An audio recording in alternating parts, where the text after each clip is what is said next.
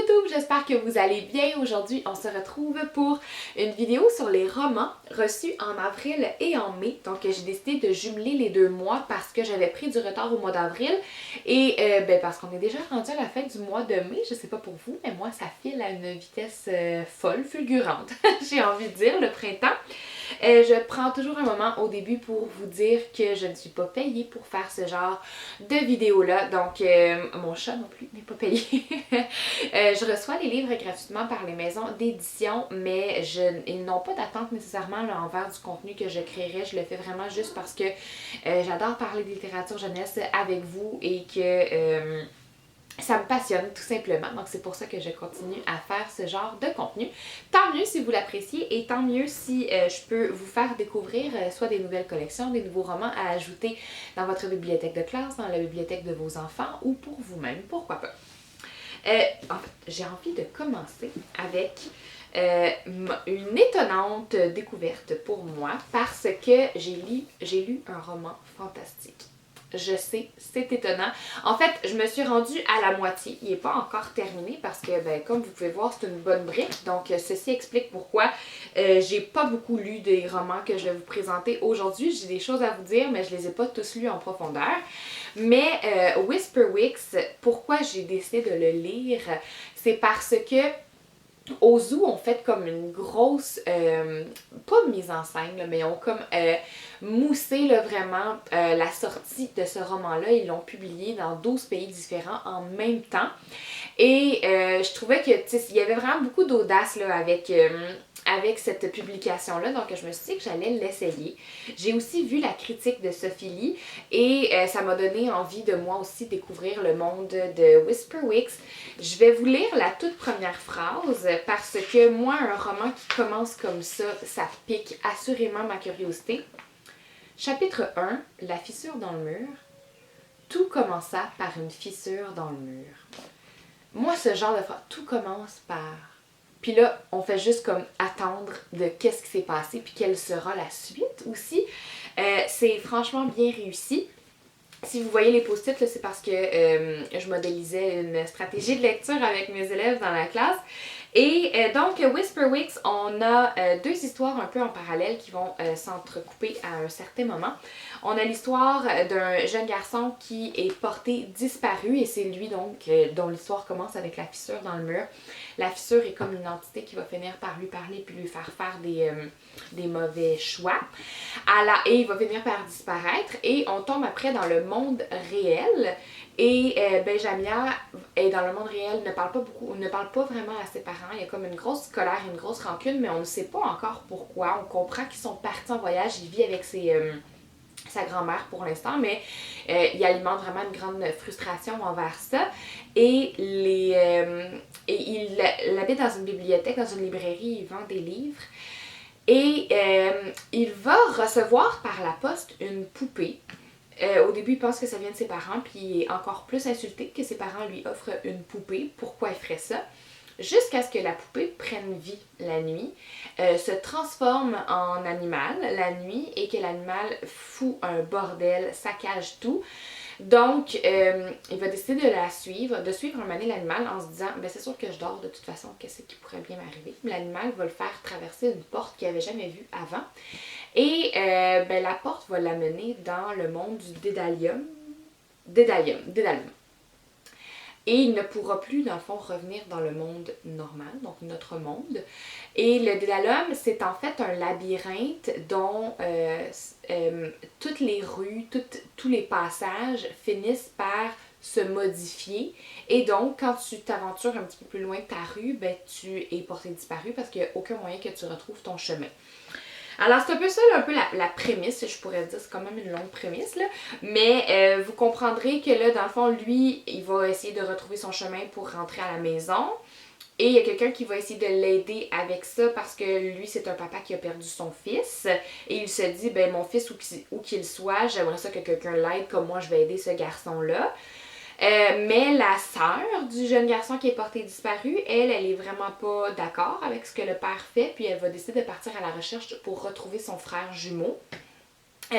Et donc, Benjamia va décider de la suivre et ils vont donc se perdre dans le dédalum et ils vont devoir faire preuve de créativité. Et donc, on est dans un monde complètement fantastique, complètement imaginaire.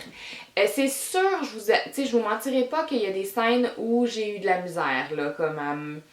parce que moi, j'ai vraiment beaucoup de difficultés quand ce sont des scènes justement là fantastiques auxquelles je peux pas me...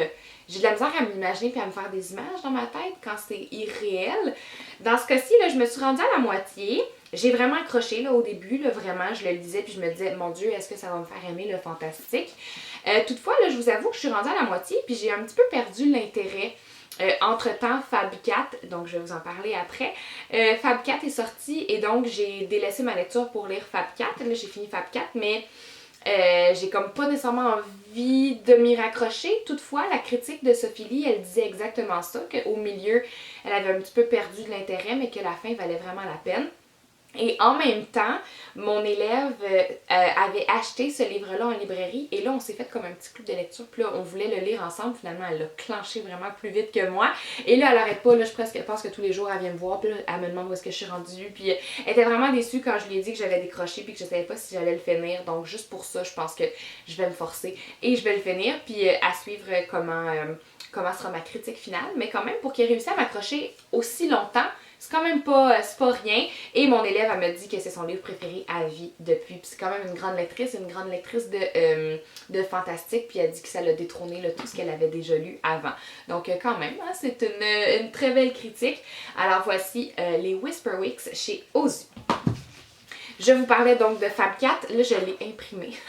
Ça a l'air vraiment drôle, mais c'est que vous vous douterez que Fab 4 est présentement emprunté dans ma classe. Je l'ai reçu, je l'ai lu en 24 heures et donc après je pouvais le remettre pour mes élèves. Il n'était pas question que je lise pas avant elle, parce que présentement, non c'est pas vrai, avant eux, j'ai aussi un élève qui le lit. Fab, c'est ma série préférée de tous les temps pour le 3e cycle. En fait, j'en ai plusieurs séries préférées de tous les temps, mais elle a fait vraiment partie de mon top. J'ai un amour inconditionnel pour l'écriture d'Émilie Ouellette. C'est une écriture qui est tellement vraie, tellement authentique. Il y a plein de scènes où je me revois soit me pogner avec mes frères, soit me chicaner avec ma mère, soit... Mais je dis des chicanes, c'est pas juste des chicanes, là, ce qui se passe, mais c'est des sujets qui sont vraiment ancrés dans la réalité des enfants, puis c'est ce que j'aime le plus profondément de cette série-là. Dans le tome 4, là, elle est en secondaire 2, et j'ai déjà 2 élèves qui l'ont lu, et les deux, ce qu'elles m'ont dit, parce que moi je suis en 5e année en ce moment, donc c'est quand même une série vraiment pour les plus matures de la 5e, je dirais. Et les deux m'ont dit qu'ils ont été vraiment étonnés parce qu'il y a beaucoup d'émotions. On brasse des affaires dans Fab 4. Et il y a une scène, entre autres, là, je vous dis un avertissement, là, il y a une scène où on va aller parler d'automutilation. Ce que j'aime par contre, c'est que la réaction de Fab quand elle va découvrir que son ami se mutile, ce que j'aime de ça, c'est qu'elle a la réaction parfaite qui est d'aller voir un adulte. Malheureusement, ça va briser leur amitié, mais en même temps, on préfère que notre ami ait de l'aide au détriment peut-être de notre amitié. Mais en même temps, on veut l'aider, tu sais. Puis bref, j'ai eu des belles discussions avec mes élèves au début. Mes élèves étaient comme « Ah, je sais pas moi qu'est-ce que j'aurais fait à leur place. » Donc, ça a pu justement m'aider à intervenir auprès d'elles en prévention, de dire comme « Ben, si tu le sais pas, je vais te le dire. Faut que tu ailles voir un adulte quand ça arrive, même si elle te supplie de pas le faire, même si elle te dit qu'elle va aller mieux. » Il faut aller voir un adulte dans ce cas-là. Donc j'étais contente, comme je vous dis, là, de voir que Fab, c'est ce qu'elle a fait. Il y a eu 2 scènes qui m'ont tellement émue. D'abord la scène, si vous l'avez lu, écrivez-moi s'il vous plaît, la scène avec les lettres de Mamou et la scène avec ses premières menstruations. Que c'est beau, touchant, émouvant. Si j'ai une fille, j'aimerais tellement reproduire la scène par rapport à ses menstruations. Donc j'espère que je vous ai piqué votre curiosité, c'est magnifique. Alors c'était Fab 4. Je vais alterner, j'ai 2 autres impressions de romans qui sont dans ma classe, mais je vais alterner avec des romans que j'ai présentement physiquement avec moi. Ici, j'ai la collection donc Zèbre chez Bayard, qu'on connaît et qu'on adore, qui a été faite pour les plus petits, donc pour les 7-10 ans. Pour l'instant, on n'est pas tellement dans ma tranche d'âge, c'est pour ça que je les ai pas lus, étant donné que moi je suis en 5e année, c'est un petit peu jeune pour la 5e, mais je pense que pour le 2e cycle, c'est vraiment merveilleux. Comme vous pouvez voir, on a des gros caractères, on a des illustrations. Et on est vraiment dans des histoires qui vont aller accrocher. Le but de la collection Zèbre, c'est d'aller accrocher des lecteurs récalcitrants. Donc, on a un rythme qui est rapide, on a un vocabulaire qui n'est pas trop soutenu et on est dans de l'adrénaline ou dans de l'émotion parfois aussi, mais toujours dans un but d'aller accrocher les lecteurs. Donc, très belle collection. Et en plus, on a une belle diversité ici. On a une femme pirate, yes sir. Puis, il y en avait un autre aussi ici. Donc, une belle diversité dans les personnages. On adore, encore une fois. J'alterne à nouveau. Ici, on a Louise et les Cowboys du Saint-Laurent chez Boréal Junior. Je pensais pas honnêtement que j'allais le lire. En fait, je l'ai toujours pas lu. Mais je pensais même pas l'amener dans ma classe. Puis finalement, je me suis dit, bon, pourquoi pas. Il y a peut-être un élève, souvent je fais ça. Là, donc, est-ce qu'il y a un élève qui veut m'aider dans mes critiques littéraires? Et mon élève, aujourd'hui même, l'a présenté pendant la discussion littéraire et elle l'a noté 9,4 sur 10, qui est quand même vraiment une bonne note. Et on est super intrigués dès le départ. Dans le fond, on a une enfant qui adore la musique et qui est avec son grand-père à ce moment-là. Elle est gênée, mais elle aime beaucoup, beaucoup le monde de la musique. Elle aime le chant, entre autres, mais elle vit beaucoup d'anxiété, de stress par rapport à ça. Et de ce que j'ai compris, là, elle va pas prendre... tu sais, elle veut pas non plus... Il y a comme un spectacle à la fin de l'année là, de Méritas ou je sais plus quoi. Et elle est trop gênée là, pour y participer. Et là, elle en discute avec son grand-père. Son grand-père lui montre un tourne-disque, mais le tourne-disque, il faut pas le mettre en marche parce que chaque fois que quelqu'un l'a mis en marche, la personne, elle est portée disparue. Donc ça pique la curiosité de Louise. Et un moment donné, son grand-père part faire des sandwichs. Et Louise, elle décide de prendre n'importe quel disque autour, puis elle tourne un disque, et là, tout devient blanc dans la salle. Et elle se ramasse en 1900... Oh, je sais plus à quelle année, je pense en 1970, auprès d'un couple, Paul et Paul, qui sont partis faire une tournée. Là, je pense qu'ils sont en Gaspésie et qui chantent du western, du country, et qui sont partis faire une tournée. Et donc, là, ils vont essayer d'aider Louise à revenir, puis ils vont en même temps l'aider à surmonter son trac. Donc, mon élève, elle m'a dit qu'elle a adoré parce qu'il y avait beaucoup aussi de scène avec de la musique, puis on pouvait lire la musique, il y avait des passages musicaux.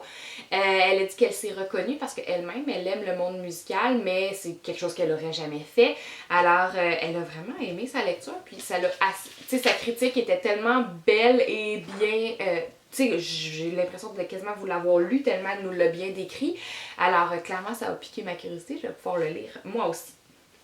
On alterne maintenant avec ma pile de physique. Nous avons chez Dominique, chez Héritage Jeunesse ici, Carnaval endiablé. C'est de chez, dans la collection Sphinx Junior. Si vous ne connaissez pas la collection Sphinx, c'est une collection où on vient... on ne lit pas de la première à la dernière page, tous les chapitres sont mélangés et le lecteur doit être attentif dans son chapitre parce qu'à la fin du chapitre, il y aura une énigme en lien avec ce qu'il vient de lire. Et dans l'énigme, dans le fond, la réponse va lui donner le bon chapitre à aller lire. Donc ici, on a là tous les chapitres, là, parfois c'est avec les mots, en fait, là, qu'on retrouve, ok, quel chapitre aller lire.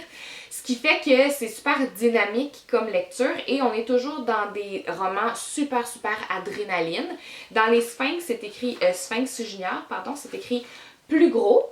Donc, on est pour un public, là, je dirais, là, de la 3, 4e, 5e année. Et c'est vraiment bon. Encore une fois, là, j'ai pas lu lui spécifiquement, mais j'ai adoré toute cette collection-là. Je la mets dans ma classe, dans mon bac adrénaline, et c'est toujours souvent pris par les élèves. Toujours chez Héritage Jeunesse, on va y aller ici avec mon tourbillon invisible. C'est écrit par Sophie Lee, justement. Donc, Sophie Gagnon-Roberge. Puis, elle vient parler, c'est une enfant du secondaire qui vient parler de tous ses défis à l'école, ses gestions d'horaire, ses gestions du temps, ses notes, jusqu'à ce qu'une prof lui dit, tu sais, peut-être que tu as un TDAH, puis elle est comme, elle avait jamais comme réalisé que ça aurait pu être ça, tout ce qui lui met des embûches. Des bâtons dans les roues, je pense, l'expression. Et elle va en parler avec ses parents, alors que son père vient juste de dire comme, ben oui, tu sais, tout le monde qui se fait diagnostiquer, tout le monde est TDAH maintenant, et blablabla. Puis elle va oser quand même en parler pour aller demander un diagnostic à ses parents. Et on va voir comment le diagnostic va venir changer, va venir je veux pas dire valoriser, mais va venir valider comment elle se sent. On vient pas nécessairement parler de médication là, à ce moment-là, on vient vraiment juste valider ses ressentis, valider comment que toutes ces difficultés proviennent de comment son cerveau fonctionne et non comme, tu sais, c'est pas de la paresse, c'est pas elle qui est pas bonne, c'est que son cerveau fonctionne pas comme la société est faite. Alors, j'ai beaucoup aimé, je me suis bien évidemment beaucoup reconnue. Moi, mon TDAH a été diagnostiqué à l'âge adulte et non au secondaire, mais quand même, je me suis beaucoup reconnue. Puis, quand McNoel Alexis était venu présenter dans ma classe la couleur de ma différence, un moment donné, il a parlé de TDAH, puis j'ai des élèves, genre un entre autres, là, je l'ai visuellement en tête, là, qui lève la main, puis il est comme, moi, j'ai un TDAH, puis tu sais, il était comme tellement, il était fier, mais il était comme, tu sais, moi j'en ai un, qu'est-ce que tu as à dire sur ça? Peux-tu le valider justement? Alors j'ai très hâte de lui mettre entre les mains. On est dans notre module de poésie, donc ça va être parfait. Bravo Sophie pour cette œuvre. On va continuer, dans le fond, ça c'était héritage, mais je vais continuer avec Dominique et compagnie. Nous avons Être rat ou pas, telle est la question, qui est une pièce de théâtre. Je trouvais ça super le fun pour travailler les dialogues, peut-être travailler les incises aussi avec les élèves, ou tout simplement le théâtre, l'intonation, le débit. Il est super bien fait, donc on a des actes, on a plusieurs personnages, on va pouvoir travailler les voix et on a un narrateur, bien évidemment. Mais non, je l'ai trouvé vraiment... Ben, en fait, je trouve que le concept de faire du théâtre et donc de travailler la communication orale de cette façon-là, ça peut être super le fun en classe. C'est pas une collection que je connaissais, mais je vais aller me renseigner, là, voir s'il n'y en a pas. Ça, c'était très court, mais s'il n'y en a pas, peut-être pour les plus vieux. On alterne maintenant ici avec une copie papier qui est Kung Fu Manga. Donc, Kung Fu Manga, c'est écrit par Jocelyn Boisvert, un auteur que j'affectionne fois 1000, j'ai envie de dire. Et quand je vous disais que Fab, c'était une de mes séries préférées de tous les temps, ben l'autre série préférée de tous les temps dans ma classe, c'est La Ligue des Petits Champions de Jocelyn Boisvert, publiée chez Les Malins. Et donc, quand j'ai vu que Jocelyn Boisvert republiait chez Les Malins, ben c'était sûr que ça me le prenait. Kung Fu Manga, c'est une histoire d'intimidation. Parce qu'on a Dylan, un jeune garçon qui a pris le temps d'écrire pendant tous ces mois d'été, les 2 mois d'été a refait en fait le Naruto tome 1, donc un manga là, super populaire, il l'a refait au complet. Et il y a des brutes qui vont le prendre, se lancer dans la cafétéria et le lancer dans la toilette. Donc 2 mois d'efforts complètement nuls. Dylan n'a pas vraiment beaucoup d'amis, mais il est très fort à l'école, alors que... Lara, c'est-tu Lara qu'elle s'appelle? Je m'en rappelle plus, donc je dirais pas non. Il y a une jeune fille qui, elle, pas super bonne à l'école, mais elle sait se défendre. Donc, ils vont se lier d'amitié et ils vont décider de se créer eux-mêmes leur propre manga. Mais là, ce qui va arriver, c'est que le manga va... Là, je me rappelle plus comment, là, c'est mon élève. Tout ce que je vous dis, c'est ce que mon élève m'a raconté. Je ne l'ai pas lu encore. Mais le manga, ils vont être capables d'aller dans leur manga. Et donc, ils vont aller se retrouver dans un monde parallèle où ils vont avoir, entre autres, des super pouvoirs, mais malheureusement, les brutes vont être encore là, dans le monde parallèle.